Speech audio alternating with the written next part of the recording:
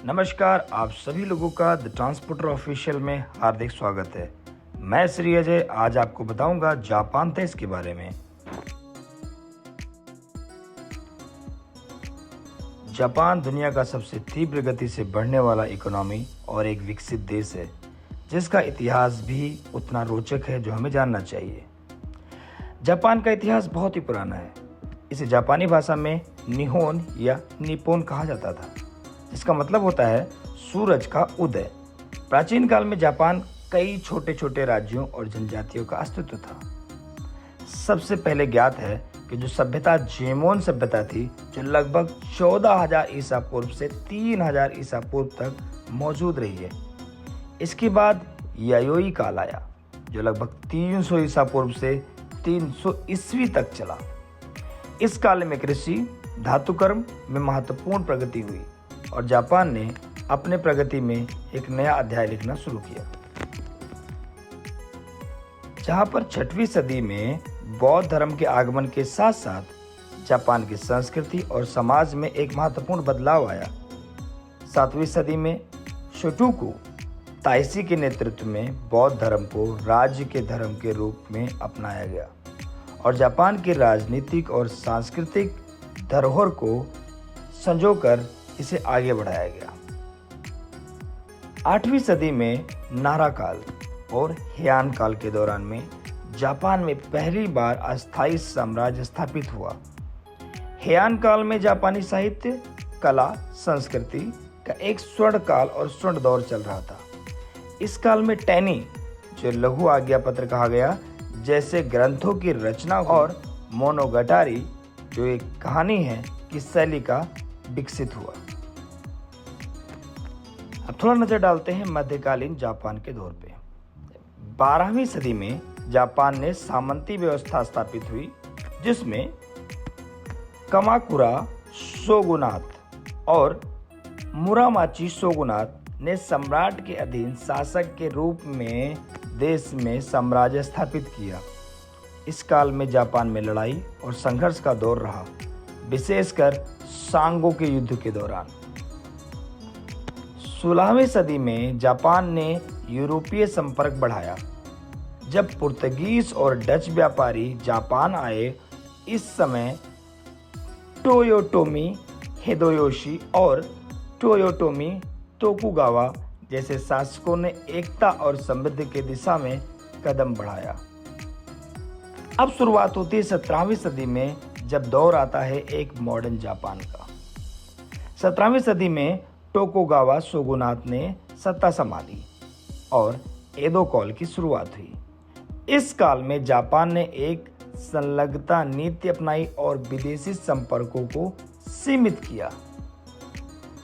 अब दौर आता है 19वीं सदी के मध्य का, जब मेजी पूर्ण द्वार के तहत जापान में पश्चिमी तकनीकी और संस्कृति को अपनाया गया। आधुनिकता को दिशा में तेजी आई। 1868 में सम्राट मेजी ने शासकीय सुधार किए और जापान को औद्योगिक शक्ति बना दिया।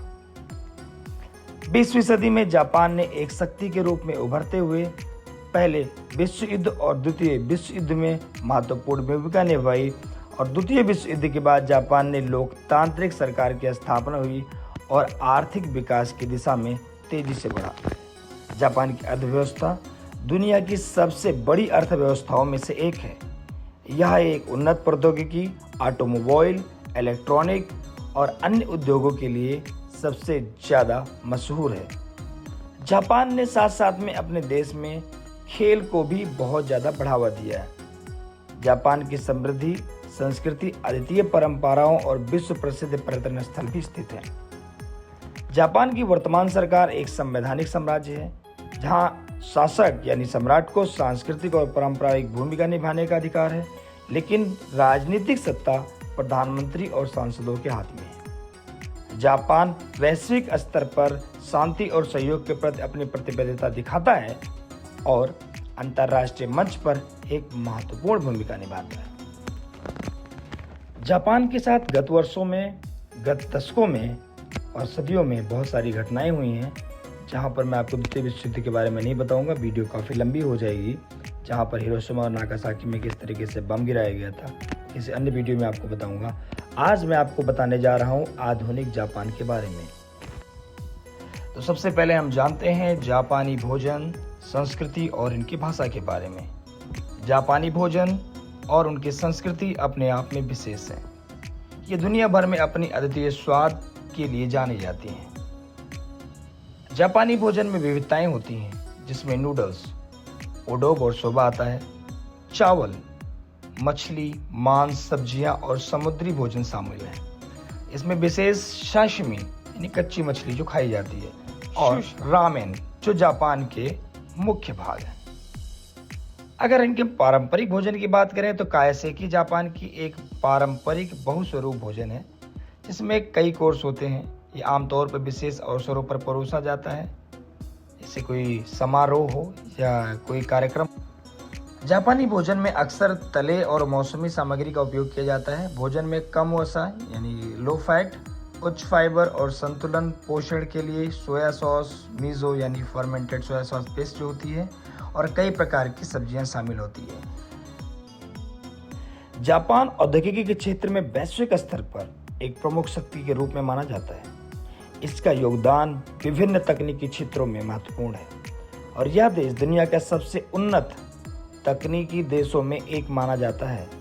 यहाँ जापान की प्रमुख औद्योगिक शक्तियों पर अगर हम नजर डालें तो सबसे नंबर 1 पर आता है उसका ऑटोमोबाइल उद्योग। जापान का ऑटोमोबाइल उद्योग विश्व प्रसिद्ध है और दुनिया में नंबर 1 क्वालिटी प्रोडक्शन करता है।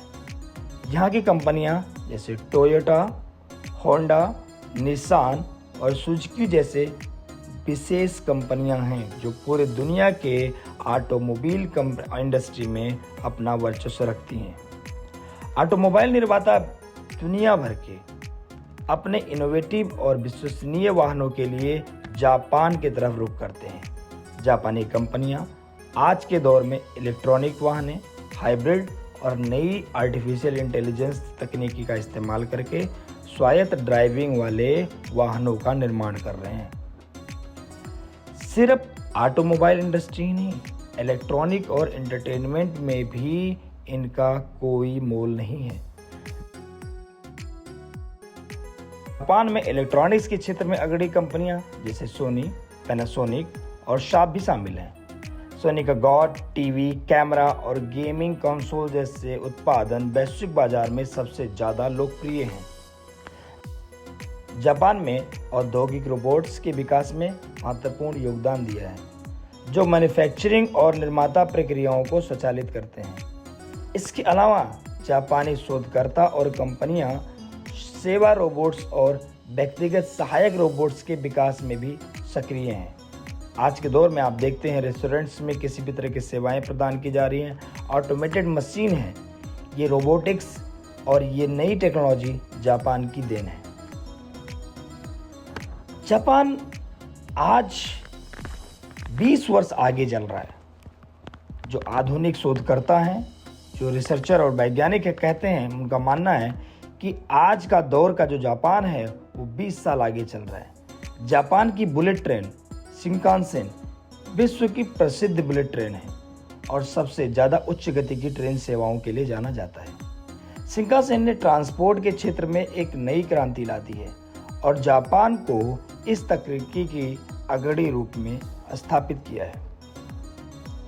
जापान में अनुसंधान और विकास यानी रिसर्च एंड डेवलपमेंट के क्षेत्र में भी भारी निवेश किया है।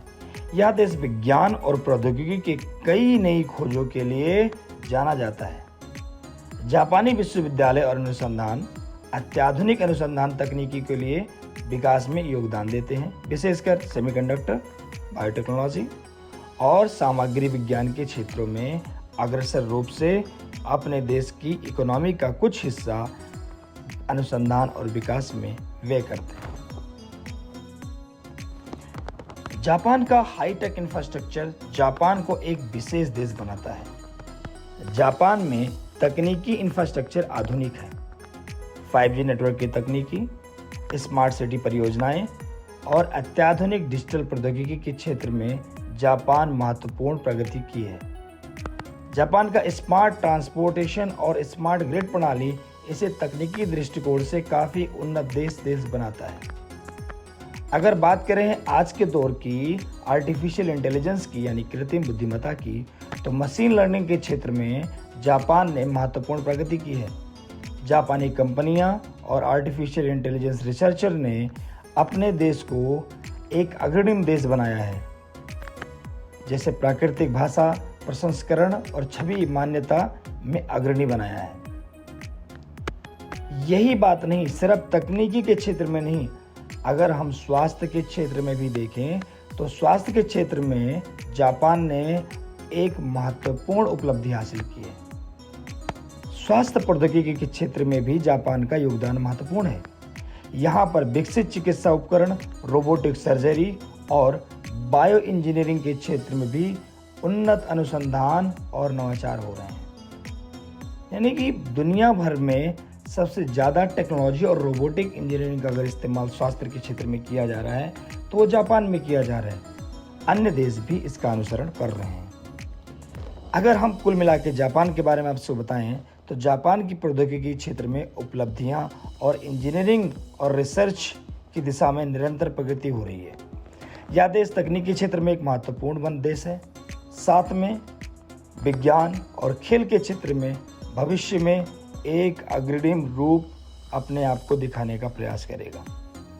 जापान तकनीकी के साथ साथ में मानवता के लिए भी विज्ञान का प्रयोग समानांतर कर रहा है। तकनीकी और आर्थिक दृष्टिकोण से हालांकि जापान विश्व में तकनीकी और आर्थिक दृष्टिकोण से एक प्रमुख शक्ति है, लेकिन इसके अलावा इसके सामने भी बहुत सारी चुनौतियां हैं और कुछ कमजोरियां भी हैं। सबसे बड़ा संकट जापान में इस समय जो चल रहा है वो है जापान में जनसंख्या संकट। जापान में जनसंख्या वृद्धिशील संकट में गंभीर समस्या है। जापान की जनसंख्या तेजी से वृद्धि हो रही है और जन्म दर घट रहा है। इसका परिणाम यह है कि कार्यशील जनसंख्या कम हो रही है, जबकि वृद्ध लोगों की संख्या बढ़ रही है। इससे श्रम बल की कमी, सामाजिक कल्याण पर दबाव और आर्थिक विकास की संभावनाओं की कमी हो रही है। दूसरा कारण यह भी है कि इसमें आर्थिक असमानता भी है। हालांकि जापान एक विकसित देश है, इसकी अर्थव्यवस्था है, बहुत मजबूत अर्थव्यवस्था है, लेकिन इसके बाद भी यहाँ पर ग्रामीण और शहरी क्षेत्रों के बीच में आर्थिक अंतर काफ़ी ज़्यादा है और ये असमानताएं कहीं ना कहीं एक गंभीर मुद्दा है जापान के लिए। इसके अलावा कुछ प्राकृतिक संकट भी हैं। जापान की भौगोलिक दृष्टि इस तरह से है कि जापान में ज़्यादातर जो संकट आती है, जापान भौगोलिक दृष्टि से एक भूकंपीय और तूफानी क्षेत्र में स्थित है। यहाँ पर अक्सर भूकंप, सुनामी और अन्य प्राकृतिक आपदाएं आती हैं। 2011 का फुकुशिमा आपदा एक प्रमुख उदाहरण है, जिसमें भूकंप, सुनामी, नाभिकीय दुर्घटना के बहुत बड़े पैमाने पर क्षति हुई थी जापान देश का। और इस आपदा से निपटने के लिए लगातार बड़े स्तर पर संसाधनों की व्यवस्था और इससे लड़ने की और इससे समस्याओं को समाधान करने के लिए जापान प्रयास कर रहा है।